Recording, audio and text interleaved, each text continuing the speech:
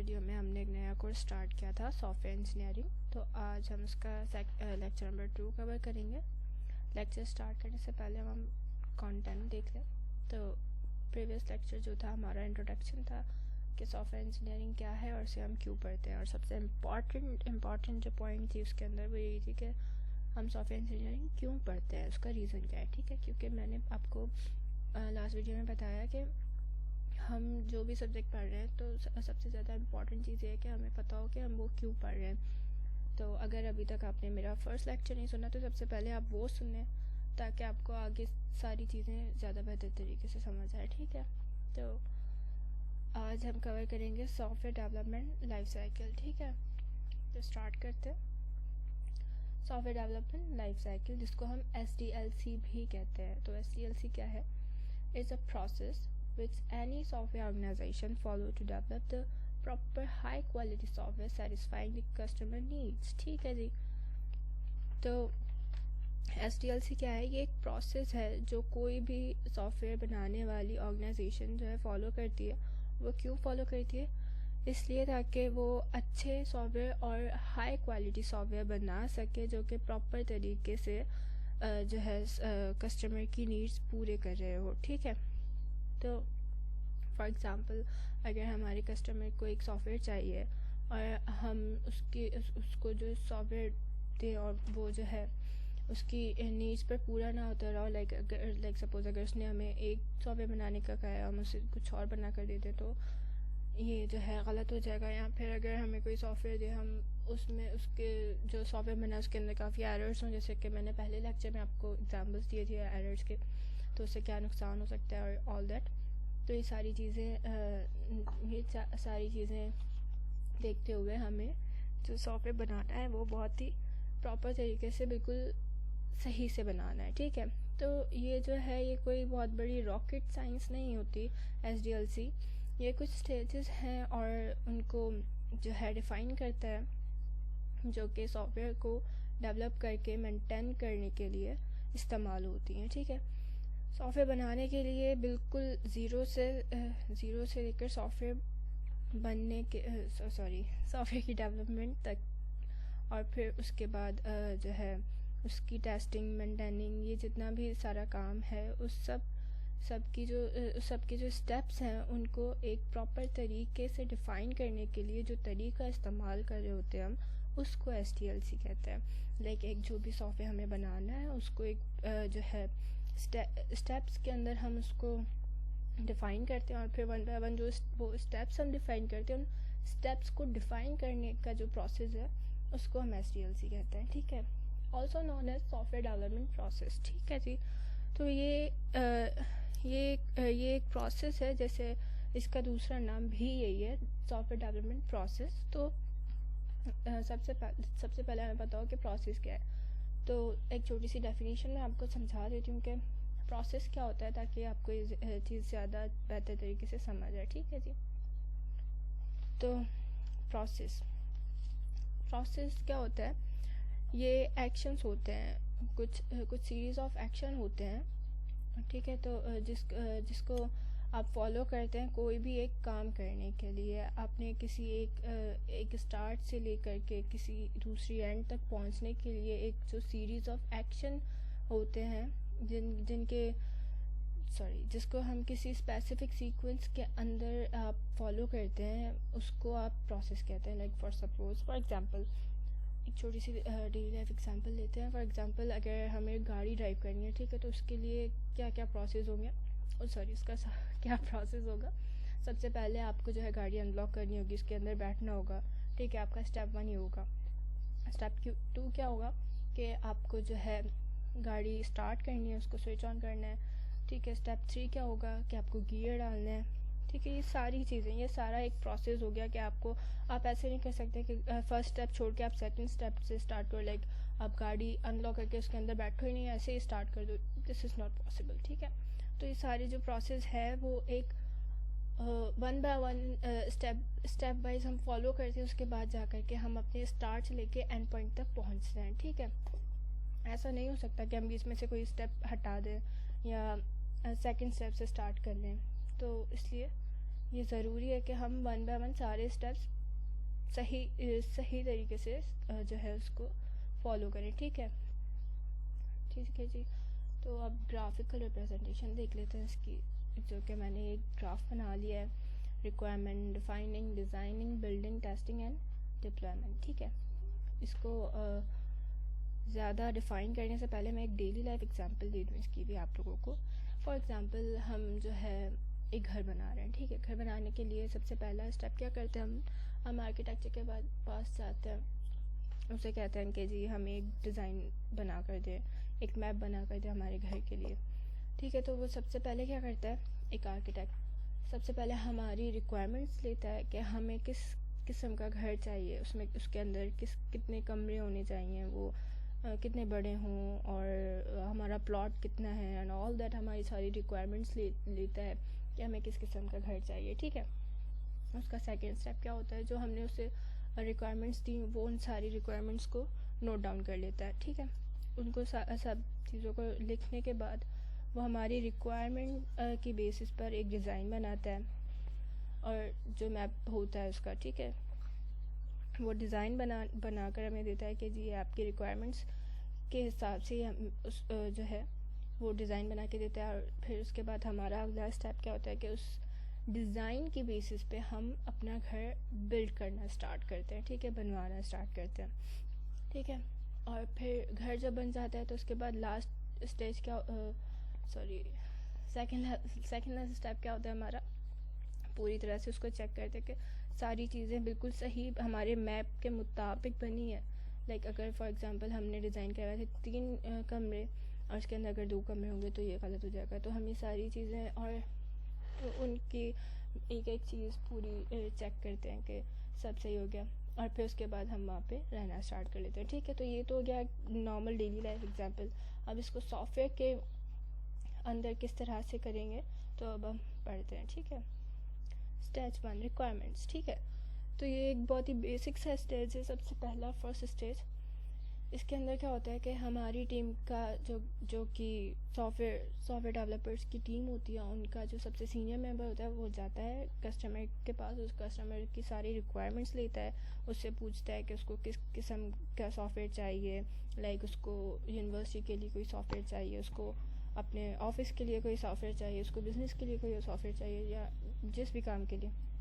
ठीक है, सारी रिक्वायरमेंट्स ले लेता है। उसके बाद वो प्लान करता है कि अब इस सॉफ्टवेयर को बनाना किस तरह से। ठीक है, मतलब उसने रिक्वायरमेंट्स ले ली, उसको प्लान कर दिया कि इसको किस तरह से बनाना है। ये हमारा फर्स्ट स्टेप हो गया। ठीक है, सेकेंड स्टेज क्या होगी, डिफाइनिंग रिक्वायरमेंट्स। ठीक है, इसके अंदर क्या होगा, हमने जो फर्स्ट स्टेप में जो है अपने लिए थे रिक्वायरमेंट्स ली थी कस्टमर से, यहाँ पे हम वो सारी नोट डाउन करेंगे, एक पूरी डॉक्यूमेंट फाइल बनाएंगे अपने उस रिक्वायरमेंट्स की जो हमने कस्टमर से ली, और उस जो वो डॉक्यूमेंट फाइल जो बनती है उसको हम SRS कहते हैं। ठीक है, तो वो SRS बनाने के बाद हम वो कस्टमर को दिखाते हैं, उससे अप्रूव करवाते हैं कि जी हमने ये आपकी बताई हुई सारी रिक्वायरमेंट्स के बेसिस पे हमने ये SRS फाइल बनाई है। ठीक है, वो देखने के बाद वो कस्टमर हमें अप्रूव करता है कि जी हाँ ठीक है, यही मेरी रिक्वायरमेंट्स हैं, और ये जो है ठीक है, इसी तरह से आपने एक सॉफ्टवेयर बना के देना है। ठीक है, अब थर्ड स्टेप क्या होता है हमारा, डिज़ाइनिंग का। तो हमने जो ऐसा SRS बनाया, जो डॉक्यूमेंट बनाई, उसको अब डिज़ाइन करते हैं। अब ऑब्वियसली ये सॉफ्टवेयर बना रहे हैं तो इसके अंदर घर वाला डिज़ाइन तो ऐसे पेन पेंसिल से नहीं बन सकता ना। इसके अंदर हम जो डिज़ाइनिंग करते हैं वो class diagrams, activity diagrams, UML और सीक्वेंस डायग्राम्स से, और काफ़ी सारी और चीज़ें हैं, इनसे हम डिज़ाइनिंग करते हैं सॉफ्टवेयर बनाने के लिए। ठीक है, जो सॉफ्टवेयर की डिज़ाइनिंग होती है वो इनके अंदर होती है। ठीक है, तो यहाँ पे हम अपना SRS जो हमने डॉक्यूमेंट बनाया उसकी बेसिस पर हम एक प्रॉपर डिज़ाइन करते हैं, अपना सॉफ्टवेयर डिज़ाइन करते हैं। ठीक है, उसके बाद उसको बिल्ड करते हैं। सबसे पहला स्टेप जो हमने लिया, रिक्वायरमेंट्स ली कस्टमर से, उसके बाद उस रिक्वायरमेंट्स की बेसिस पे हमने जो है SRS फाइल बनाई, हमने डॉक्यूमेंट, उसकी बेसिस पे फिर हमने जो डिज़ाइनिंग बनाई, फिर उसकी बेसिस पे हम अपना जो है सॉफ्टवेयर बनाना स्टार्ट करते हैं। हम यहाँ पे अपना अपनी जो है कोडिंग स्टार्ट करते हैं, अपना सॉफ्टवेयर डेवलप करना स्टार्ट कर देते हैं। लाइक 4 स्टेप पे आके हम अपना सॉफ्टवेयर बनाना शुरू करते हैं एंड देन वो बना लेते हैं, ठीक है, जो भी सॉफ्टवेयर होता है हमारा, ठीक है। देन 5 स्टेप्स टेस्टिंग के अंदर क्या होता है कि 4 स्टेप में हमने जो अपना जो है सॉफ्टवेयर बिल्ड किया उसको टेस्ट करते हैं कि इसके अंदर कोई बग तो नहीं आ गया, इसके अंदर कोई एरर तो नहीं आ गया, या कोई चीज़ रह तो नहीं गई। तो ये सारी चीज़ें स्टेज 5 के अंदर हम चेक करते हैं कि सारी चीज़ें बिल्कुल प्लान और जो है रिक्वायरमेंट के हिसाब से हुई हैं कि नहीं, ठीक है। चेक करने के बाद हम स्टेज 5 पे आएंगे, डिप्लॉयमेंट। यहाँ पे क्या होता है कि हम अपना पूरा जो भी सॉफ्टवेयर है उसको चेक करके उसको फिर हैंड ओवर कर देंगे कस्टमर के जी बन गया आपका सॉफ्टवेयर, फिर हम उसको वो दे देंगे, ठीक है। ठीक है जी, तो बस इतनी सी बात थी कि सब हम स्टेजेस जो है स्टेजेस बनाते हैं और फिर उन स्टेजेस पे 1 बाय 1 वो जो है काम करते हैं। लाइक ऐसा नहीं हो सकता कि स्टेज 1 पे आकर हम स्टेज 6 पे चले जाएं या स्टेज 6 पे आके फिर वापस स्टेज 2 पे चले जाएं, ऐसा बिल्कुल नहीं हो सकता। तो 1 बाय 1 सारे स्टेजेस कवर करने होते हैं, बिल्कुल एक सीक्वेंस में, ठीक है, एक सीक्वेंस में, ठीक है। तो ये हो गया हमारा SDLC, ठीक है। ठीक है जी, तो अब आते हैं आगे। अच्छा जी, तो अब आपको इसके बारे में थोड़ी सी एक और इन्फॉर्मेशन आप लोगों को दे दूँ। लाइक मोस्टली लोग कंफ्यूज हो जाते हैं कि जी SDLC क्या है और वाटरफॉल मॉडल क्या है। तो SDLC कोई मॉडल नहीं है, आप इसे कोई मॉडल नहीं कह सकते। अगर आप कोई सॉफ्टवेयर बना रहे हैं तो आप ये नहीं कह सकते कि मैं SDLC फॉलो कर रहा हूँ, क्योंकि SDLC कोई मॉडल नहीं है, ठीक है। SDLC एक जेनेटिक टर्म है, एक ओवरऑल ये समझ लें कि एक बड़ी सी टर्मिनोलॉजी है जहाँ पर आप ये कह सकते हैं कि आप ये कह सकते हैं कि जो आपको क्या कहते हैं, हाँ, आप ये कह सकते हैं कि आप पूरे के पूरे सॉफ्टवेयर डेवलपमेंट की लाइफ साइकिल को डिफ़ाइन कर रहे हैं, ठीक है, कि सॉफ्टवेयर बना कैसे करते हैं, ठीक है। अब इसके अंदर डिफरेंट स्टेप्स इन्वॉल्व हैं, सही हो गया। तो जो ओवरऑल एक मॉडल है ना, उसको हम SDLC कहते हैं।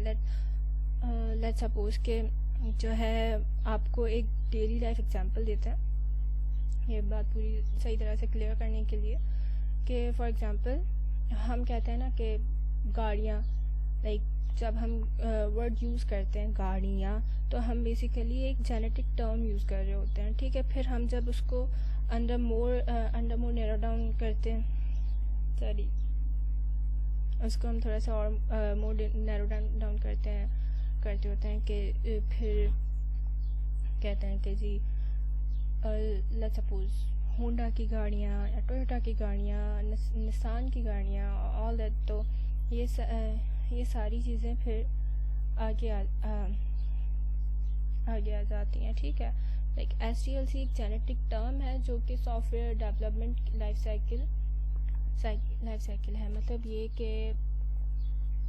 कि जो डेवलपमेंट के लिए इस्तेमाल होती है, फिर उससे आगे इसके अंदर जो स्टेप्स इस्तेमाल हो रहे होते हैं, इनको डिफरेंट तरीके से जो है अरेंज करना,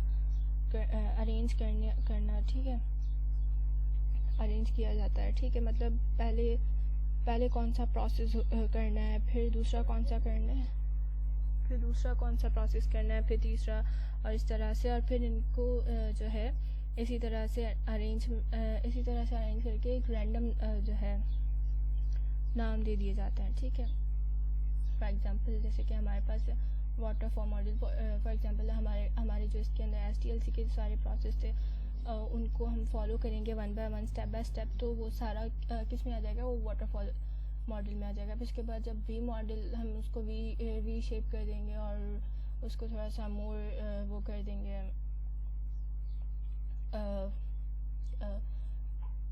वो हो जाएगा हमारा, क्या कहते हैं, वी मॉडल आ जाएगा। फिर उसके बाद अगर हम इसी सीक्वेंस को फॉलो करते हुए इसको सर्कुलर शेप दे देंगे, और फिर जो है उस सर्किल के अंदर फिर एक और सर्किल, फिर इस तरह से, तो इस तरह से वो हो जाएगा स्पाइरल मॉडल। तो ये सारी चीज़ें इस तरह से होती हैं। मतलब ओवरऑल बात ये है कि ये जो तीनों टर्म्स हैं वो ये सारी भी फॉलो SDLC ही को ही करती हैं, लेकिन एक डिफरेंट जो है पैटर्न इनके हो जाते हैं, ठीक है, लेकिन स्टेप्स यही रहते हैं, ठीक है। इन्हीं स्टेप्स को डिफरेंट पैटर्न्स में जो है फॉलो करने को कहते हैं। तो मतलब जो भी हमारा सॉफ्टवेयर बनेगा वो बनेगा इसी बेसिस पे SDLC की, ठीक है, बस उसकी टर्म्स और उसका पैटर्न चेंज हो जाएगा, ठीक है। तो अब इसको याद कैसे रखें SDLC को? इसको याद रखने का बहुत ही आसान तरीका है कि आप इसके 6 सेंटेंसेस याद रख लें। लाइक सबसे पहले आपको रिक्वायरमेंट्स कलेक्ट करनी है कस्टमर से कि कस्टमर की क्या रिक्वायरमेंट्स हैं। उसके बाद उसकी रिक्वायरमेंट्स की बेसिस पे आपने एक SRS डॉक्यूमेंट बना लेना है। फिर SRS डॉक्यूमेंट की बेसिस पे आपने जो है डिज़ाइन करना है आपका सॉफ्टवेयर कि आपको कौन सा सॉफ्टवेयर किस तरह के सॉफ्टवेयर बनाना है, ठीक है। फिर उस डिज़ाइन के बेसिस पे आपने सॉफ्टवेयर डेवलप करना स्टार्ट कर देना है।